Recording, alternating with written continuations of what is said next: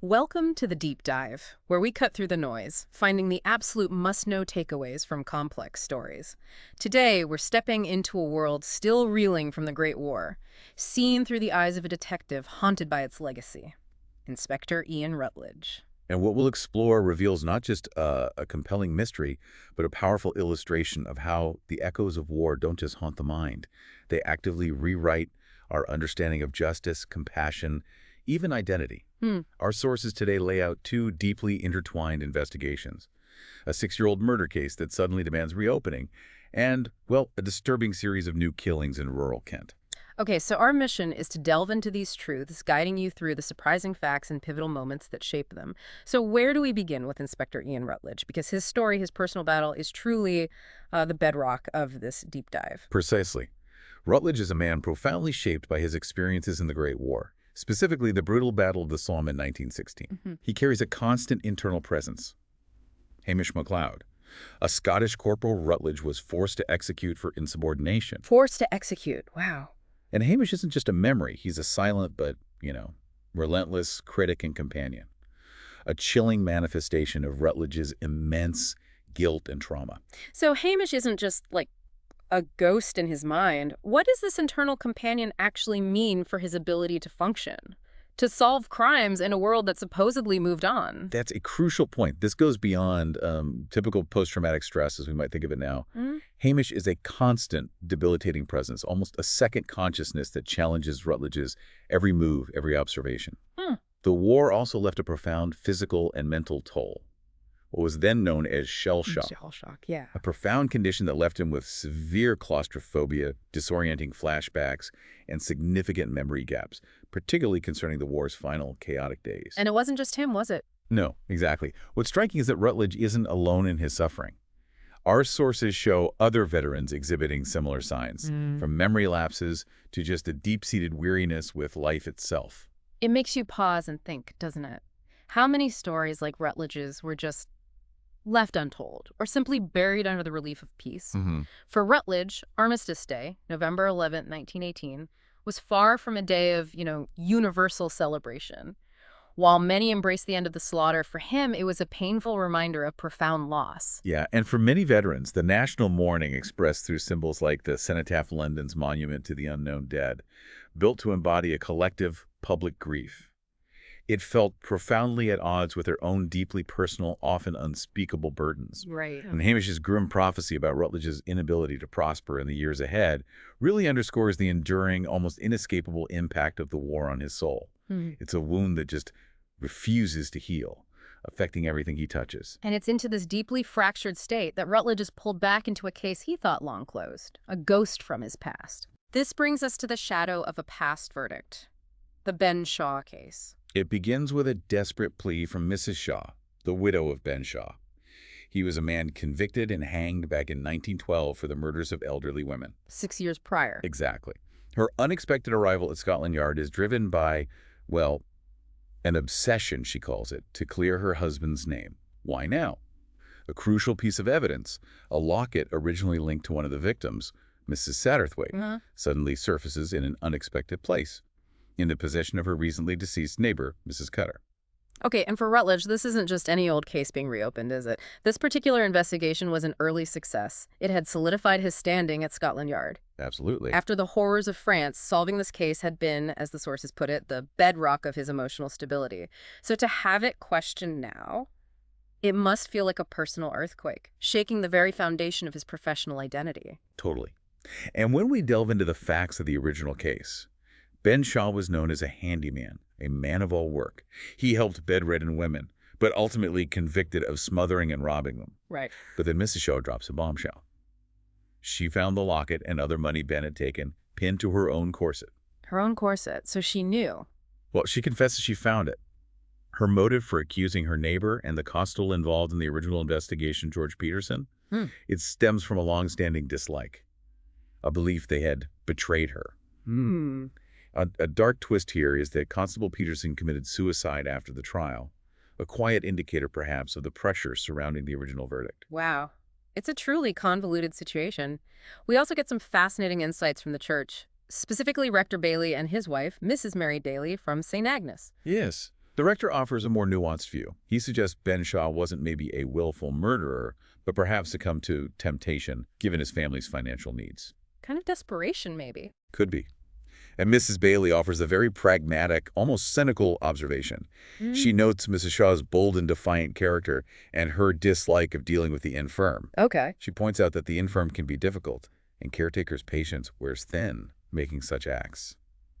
Well, she says, easily possible. That's quite a stark perspective. It is. It's a stark look at human nature under duress, a thread that echoes throughout this deep dive. It suggests that even seemingly straightforward motives can have layers of personal strain beneath them. So with these conflicting accounts and the new evidence, or non-evidence, from Mrs. Shaw, the true weight of judgment falls squarely on Rutledge once more. How does he reconcile what he thought he knew with this new, unsettling perspective? Well, our sources highlight the intense pressure on the original investigation for results. Right, always pressure for results. Hinting at a potentially narrow focus, perhaps at the expense of other possibilities. So maybe they missed something. Or maybe they just saw what they expected to see. What's profound here is Rutledge's ultimate, painful realization. Ben Shaw was, indeed, guilty. So he was guilty after all. Yes, but Rutledge also sees him as a defeated man, a kind of victim of his life before the law caught up to him. This doesn't bring peace to Rutledge, though. Instead, it leaves him with this fearsome self-doubt. Doubt about his own judgment. Exactly. Not just about the details of the case, but about his own perception of truth and culpability. It's a core insight into how personal trauma can subtly warp the lens through which we perceive guilt and innocence. And as if the reopened Ben Shaw case weren't enough burden, Rutledge is suddenly plunged into a series of chilling new murders in rural Kent, a brutal echo of the war he desperately tries to escape. In Marling, Kent, a disturbing pattern emerges. 3 ex-soldiers, all with lost limbs or significant war injuries, Oh, the war connection again. are found dead on lonely roads at night. The victims, Will Taylor, Kenny Weber, and Harry Bartlett, all served in the same Kent regiment. Okay, same regiment. What about the method? That's the strange part.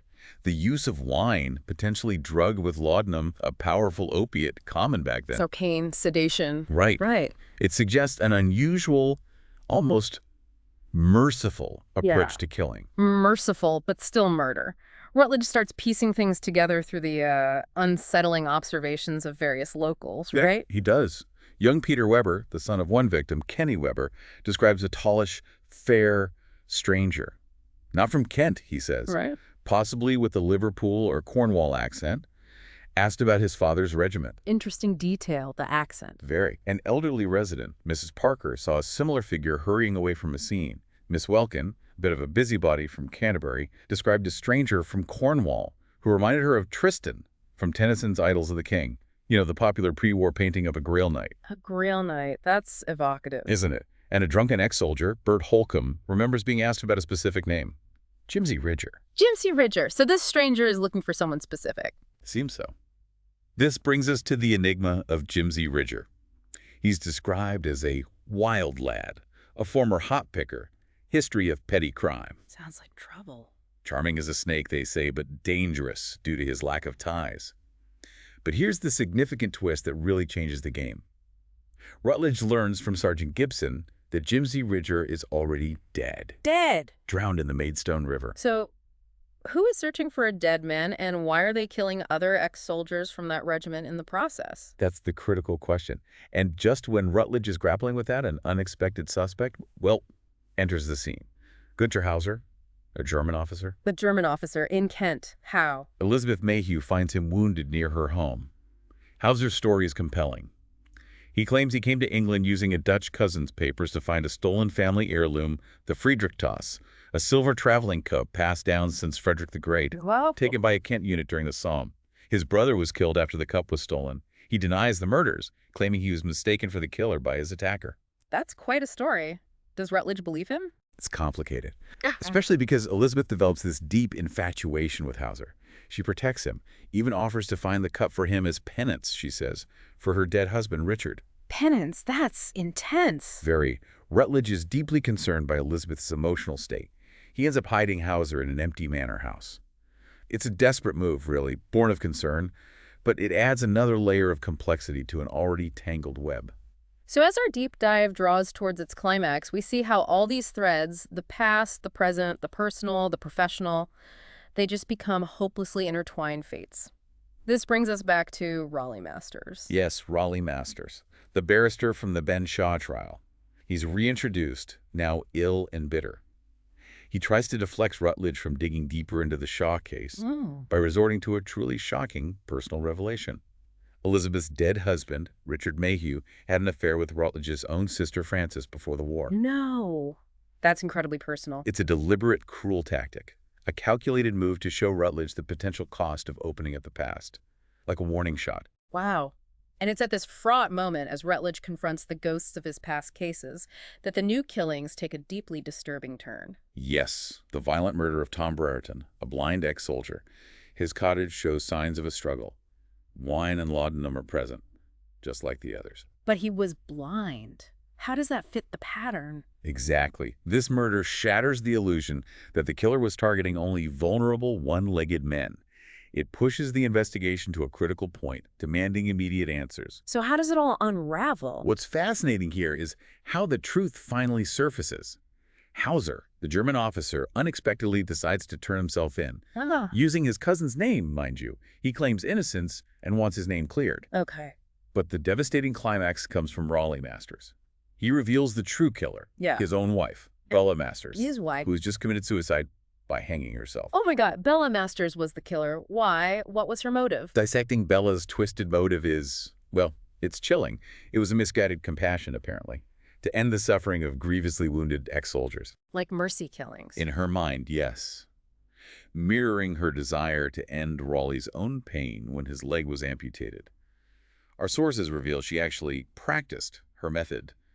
The laudanum and wine on Taylor, the first victim who took hours to die, apparently. Oh, terrible. And Weber, refining it for Bartlett. And then Brereton, whose blindness masked the real reason for his killing. It wasn't about the legs anymore. And Raleigh knew. He knew. Yeah. And he had desperately tried to conceal Bella's actions, just as he had done for another individual, a Matthew Sunderland, in a past case. It's a profound look at how far some will go to protect those they love, even from themselves. So if we connect this back to the bigger picture, what does it leave Rutledge with? It leaves us and Rutledge with the enduring doubt. The profound impact of these revelations on him is immense. The confirmation of Ben Shaw's guilt offers him zero peace. No closure there. None. And the discovery of Bella Masters' merciful deaths adds this chilling, almost unbearable layer to human suffering. The core insight here is that personal trauma, especially one as profound as war, can become a silent co-conspirator in misjudgments, warping not just memory, but the very lens through which we perceive truth and guilt. This fearsome doubt persists. It's not really about the facts themselves anymore, is it? But about the deeper, often hidden motivations behind human actions, and the impossibility of true justice when personal biases and unhealed wounds just color perception. It's a powerful ending to a really complex story, one that challenges our notions of certainty. Definitely. So what does this all mean for you, the listener? We've seen how quickly certainty can unravel, how war's unseen wounds can fester and drive unexpected actions, and how compassion itself can be tragically twisted. This deep dive shows us that the truth is rarely simple, often tangled with personal history, and always demands a willingness to question everything, especially our own judgments. And maybe consider how readily we accept surface explanations. You know, what small, unexamined detail in your own life, or perhaps in the story you've heard, might conceal a deeper, more complicated truth, if you dared to look beyond the obvious. That's a great point. Perhaps the most important question this deep dive raises is, what does it truly take to understand another human being? And maybe more importantly, at what cost does that understanding come?